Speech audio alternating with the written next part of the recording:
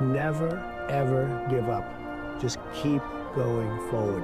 Never stop. It may seem like you have no chance. It may seem like it's over. Never, ever quit. If you're a quitter, I hope you quit right now and stop watching immediately, because you'll never make it. I love building buildings. I have a lot of fun building buildings. The fact is, I do it for fun. I do it for game. I do it for sport. I happen to make a lot of money doing it. If I didn't enjoy it, if I didn't really love what I'm doing, I wouldn't be successful. I wouldn't be sitting with you today. People settle for mediocrity for one reason: they're lazy. I've seen it so often. People go into something, they don't want to go that extra step. They know it's not going to be great, it might be good, it might be okay, it's not going to be good.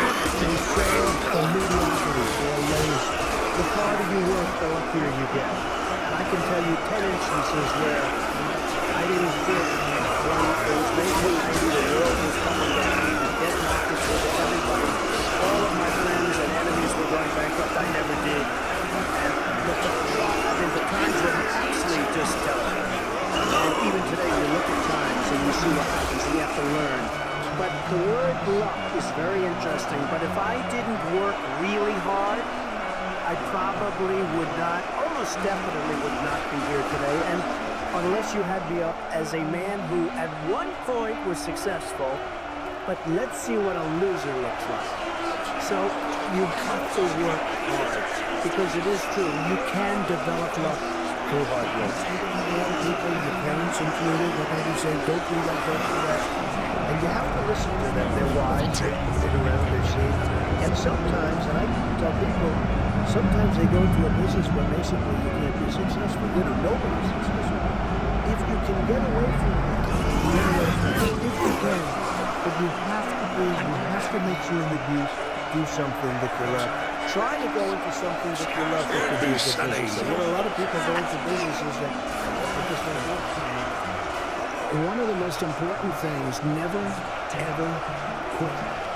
Never quit. I went to a great school. I went to the Wharton School of Finance. And in that school, I met a lot of people heading industry today and over the past. Very smart people. But I've watched some of the people grow. I've watched some of the most incredible, brilliant students. And they didn't make it like other people made it, because they didn't have that drive. They didn't have that never give up ability. I don't know if it's an ability or if you have it, just you can't quit. And I've seen people quitting. And if they would have held out longer, they would have been successful. I've seen it so much. I've seen some of the most brilliant people in the world that never made it because they were quitters. They were just quitters. They would quit. They just couldn't take it. They couldn't whatever. One of the things about loving what you do is that it's not work, and therefore you don't quit automatically. It's a lot easier not to quit. But you can never give up. Now, you have to also have flexibility in it.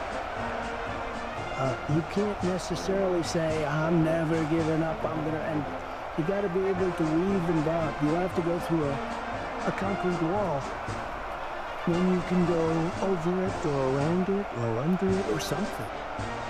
You have to have flexibility. You have to always be able to change course a little bit, maybe always with that same goal, but don't quit. You have to have an ability to handle pressure. Because no matter how successful you are, I have many, many friends and enemies, a lot of enemies too, I don't care, but they're smart. I have a lot of enemies, and I've watched people and I've seen it. And people that can handle pressure can be entrepreneurs, can be successful. Now I have some friends that are really, really smart, but they can't handle pressure. In which case, they should work for somebody, do great, and have a good life. There's nothing wrong with it.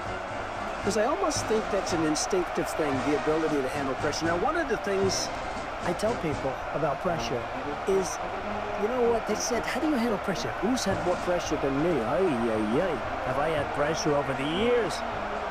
And if you can't handle pressure, you have to know that about yourself. You have to know that about yourself. So, handle pressure. If you can't, that's okay.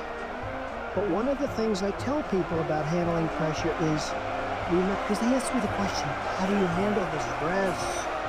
And I actually thought of it to myself, you have to remember, it doesn't matter. God matters, your family matters. It doesn't matter. And if you say it, I have some people, they say, I've got to be successful.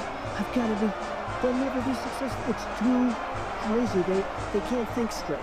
Does that make sense? So you've got to be able to sort of say to yourself, nothing matters that much other than the real big deals. With family, with your faith, etc. Going against the tide is great if it works. Now, it doesn't always work, and you really have to be smart to go against the tide because you're going against a lot of smart people. But when you get it right, you'll end up better. Whether it's Microsoft or Google, I mean, so many people that have really hit big have gone against the tide. But you have to have great confidence in yourself. You have to be the right person. There are very few people that can pull it off, but when you pull it off, it's great. Same thing in real estate. You go against the tide. People are selling, you're buying, the tide They changes. should be grateful that we're liberating For the them. money alone, it's probably not going to work. I have friends who I tell them,